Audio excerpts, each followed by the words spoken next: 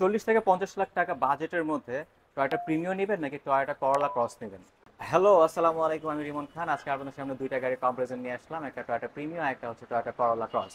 এই দুইটার মধ্যে কোনটা 40 থেকে 50 লাখ বাজেটের মধ্যে সেরা হবে সেটা নিয়ে আজকে আলোচনা।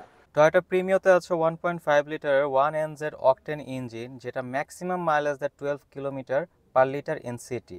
অন্যদিকে টয়োটা করলা ক্রসে 1.8 লিটারের 2ZR উইথ হাইব্রিড মোটর, যেটা ম্যাক্সিমাম মাইলেজ দেয় 16 kilometre per litre in city.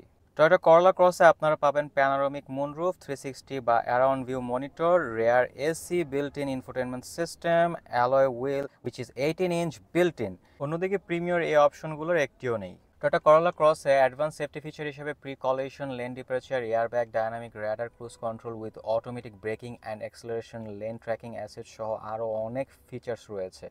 অন্যদিকে ক্রুজ কন্ট্রোলের মতো ইম্পর্টেন্ট একটা অপশন টয়োটা প্রিমিওতে নেই। টয়োটা করলা ক্রসের লার্জ একটা কার্গো স্পেস রয়েছে, পাশাপাশি এর ব্যাকবুটটা পাওয়ার। অন্যদিকে টয়োটা প্রিমিও সেডান গাড়ি হওয়াতে কার্গো স্পেসটা একটু কম। ছোট্ট একটা ভিডিও করলাম, আশা করি এই ভিডিও থেকে আপনাদের ডিসিশন মেক করতে সুবিধা হবে যে কোন গাড়িটা আপনারা পারচেস করবেন।